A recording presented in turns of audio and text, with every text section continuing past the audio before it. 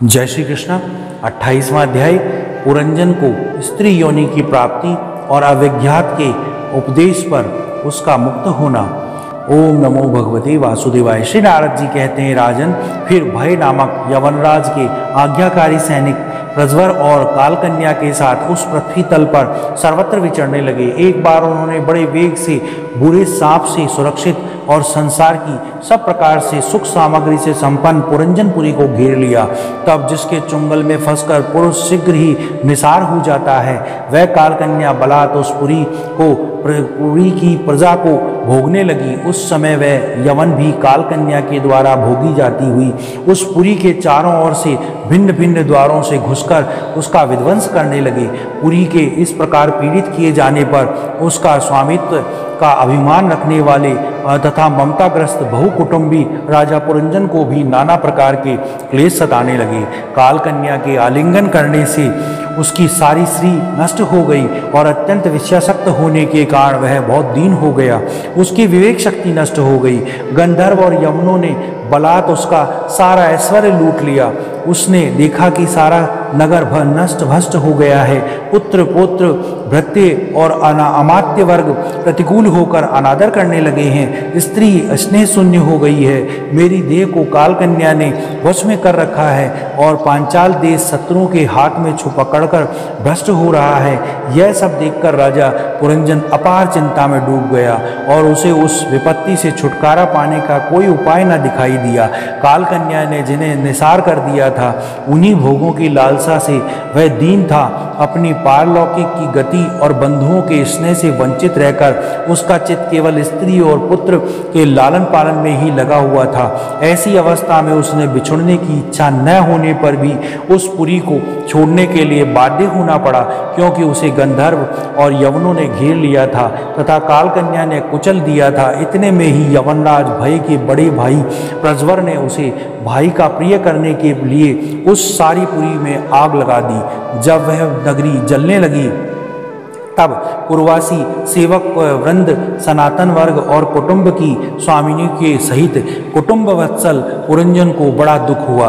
नगर की कालकन्या के हाथ में पड़ा देख उसको रक्षा करने वाले सर्प को भी बड़ा पीड़ा हुई, क्योंकि उसके निवास स्थान पर भी यवनों ने अधिकार कर लिया था और प्रज्वर उस समय पर भी आक्रमण कर रहा था। जब उस नगर की रक्षा करने में वह सर्वथा असमर्थ हो गया, तब जिस प्रकार जलते हुए वृक्ष की कोटर में रहने वाला सर्प उससे निकल जाना चाहता है, उसी प्रकार उसने भी महान कष्ट से कांपते हुए वहां से भागने की इच्छा की। उसके अंग प्रत्यंग ढीले पड़ गए थे तथा गंधर्वों ने उसकी सारी शक्ति नष्ट कर दी थी। अतः जब यवन शत्रुओं ने उसे जाते देखकर रोक दिया, तब वह दुखी होकर रोने लगा।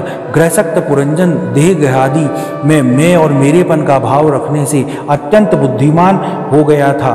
स्त्री अत्यंत बुद्धिहीन हो गया था। स्त्री के प्रेम पास में बंद फंसकर वह बहुत दीन हो गया था। अब जब उसने बिछुड़ने का समय उपस्थित हुआ, तब वह अपनी स्त्री, पुत्र पौत्र, पुत्रवधू, दामाद, नौकर और घर खजाना अन्य जीव पदार्थों में उसकी ममता भर शेष थी।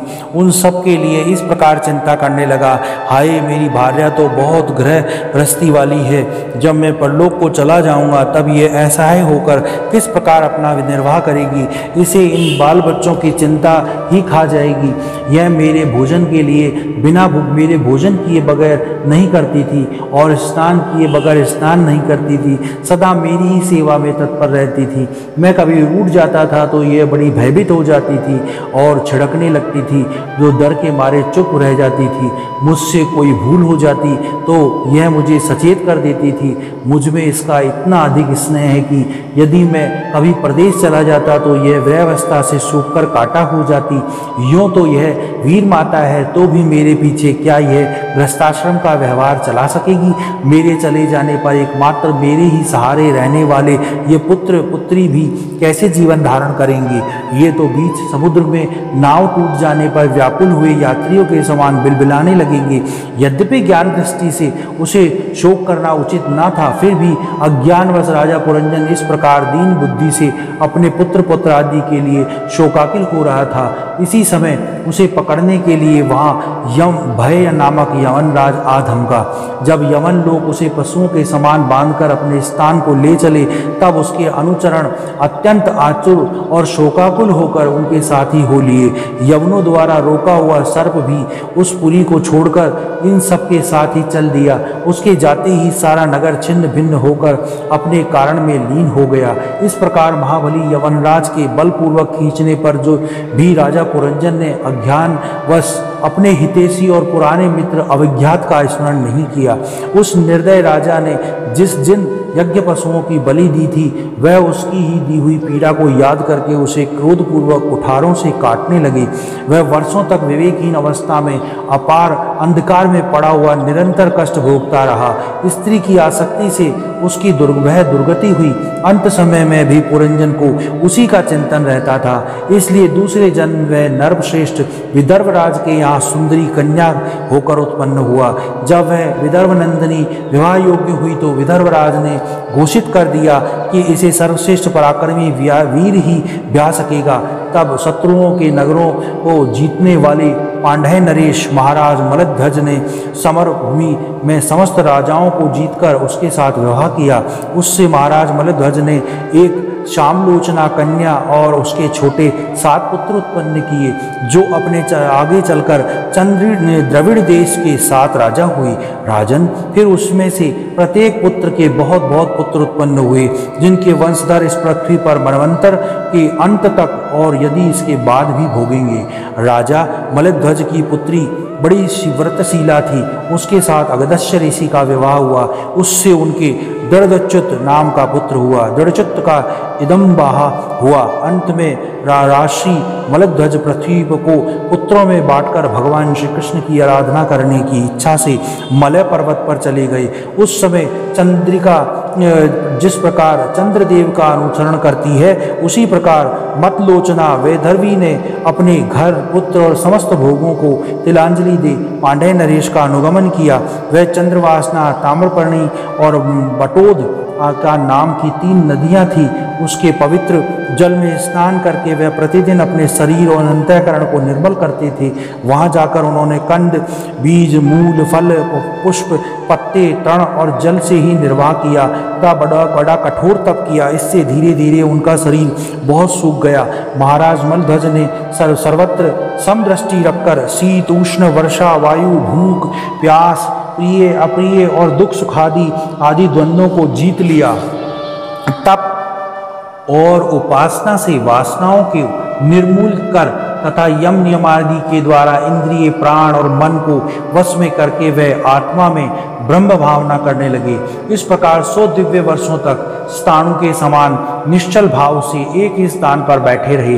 भगवान वसुदेव में दृढ़ प्रेम हो जाने के कारण इतने समय तक उन्हें शरीर आदि का भी भान न हुआ।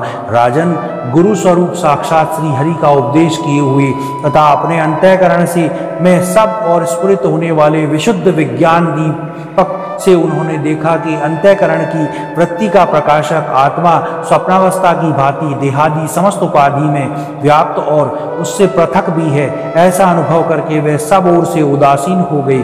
फिर अपनी आत्मा को परब्रह्म में और परब्रह्म को आत्मा में अभिन्न रूप से देखा और अंत में इस अभेद चिंतन को भी त्याग कर सर्वदा शांत हो गए। राजन, इस समय पति परायणा वेधर्वी सब प्रकार के भोगों को त्याग कर अपने परम धर्मज्ञ पति मलध्वज की सेवा में बड़े प्रेम से करती थी। वह चीर वस्त्र धारण किए हुए रहती। व्रत उपादादि से वो कारण उसका शरीर अत्यंत कृश हो गया था। सिर के बाल आपस में उलझ जाने के कारण उसमें लटें पड़ गई थी। उस समय अपने पति देव के पास अंगार भाव की प्राप्त धूम रहित अग्नि के समीप अग्नि को शांत शिखा के समान सुशोभित हो रही थी। उसके पति पारलोक वासी हो चुके थे, परंतु पूर्वत स्थिर आसन पर विराजमान थे। इस रहस्य को न जानने के कारण वह उनके पास जाकर उसकी पूर्वत सेवा करने लगी। परम चरण सेवा करते समय जब उसे अपने पति के चरणों में गर्मी बिल्कुल नहीं मालूम हुई। तब वह उस झुंड से बिछड़ी हुई मृगी के समान चित्त में अत्यंत व्याकुल हो गई। वह विहड़ वन में अपने को अकेली और दीन अवस्था में देखकर वह बड़ी शोकाकुल हुई और आंसुओं की धारा स्तनों को भिगोने लगी और वह बड़े जोर जोर से रोने लगी। वह बोली, राष्ट्रीय उठिए उठिए, समुद्र से गिरी हुई यह वसुंधरा लुटेरों और अधर्मिकों राजाओं से भयभीत हो रही है, आप इसकी रक्षा कीजिए। पति के साथ वन में गई हुई वह अबला इस प्रकार विलाप करती पति के चरणों में गिर पड़ी और रो रो कर आंसुओं बहाने लगी। लकड़ियों की चिता बनाकर उसने उस पर पति का शव रखा और अग्नि लगाकर विलाप करते करते स्वयं सती होने का निश्चय किया। राजन, उसी समय उसका कोई पुराना मित्र, एक आत्मज्ञानी ब्राह्मण वहाँ आया। उसने उस रोती हुई अबला को मधुर वाणी से समझाते हुए कहा। ब्राह्मण बोला, तू कौन है? तू किसकी पुत्री है और तू जिसके लिए तू शोक कर रही है, वह ये सोया हुआ पुरुष कौन है? क्या तू मुझे नहीं जानती? मैं वही तेरा मित्र हूँ जिसके साथ तू पहले विचरा करती थी। सखे, क्या तुम्हें अपनी याद आती है? किसी समय मैं तुम्हारे अविज्ञात नाम का सखा था। तुम पृथ्वी के भोग भोगने के लिए निवास स्थान की खोज में मुझे छोड़कर चली गई थी।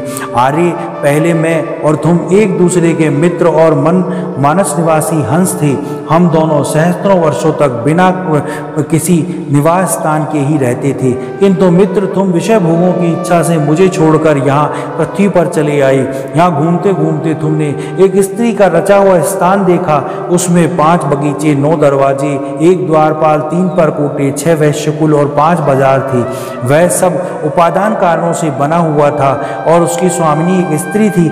महाराज, स्त्रियों के 5 विषय उसके बगीचे, 9 इंद्रिय छिद्र द्वार थे, तेज, जल, अन्न, 3 परकोटे थे, मन और 5 इंद्रियां, 6 वैश्यकुल है, क्रिया शक्ति रूप कर्मेंद्रियां ही बाजार थी, 5 भूत ही उनके कभी क्षीण न होने वाले उपादान कारण थे और बुद्धि शक्ति ही उनकी स्वामिनी थी।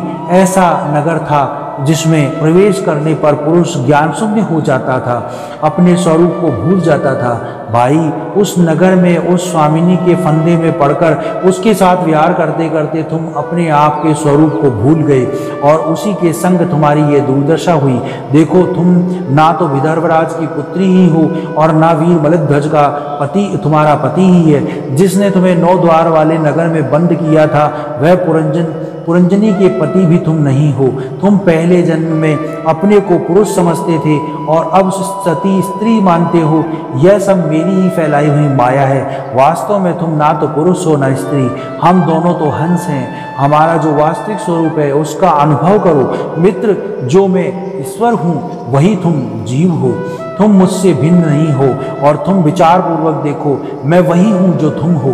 ज्ञानी पुरुष हम दोनों में कभी थोड़ा सा भी अंतर नहीं देखते। जैसे एक पुरुष अपने शरीर की परछाई को शीशे में और किसी व्यक्ति के नेत्र में बिना भिन्न भिन्न रूप से देखता है, वैसे ही एक ही आत्मा विद्या और अविद्या की उपाधि से भेद से और अपने को ईश्वर और जीव के रूप में 2 प्रकार से देख रहा है। इस प्रकार जब हंस यानी ईश्वर ने इसे सावधान किया, तब वह मानसरोवर का हंस यानी जीव अपने स्वरूप में स्थित हो गया और उसे अपने मित्र का विछोह से भूला हुआ आत्मज्ञान फिर प्राप्त हो गया।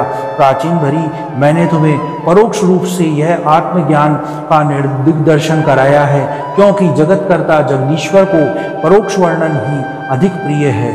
28वां अध्याय समाप्त। ओम नमो भगवते वासुदेवाय।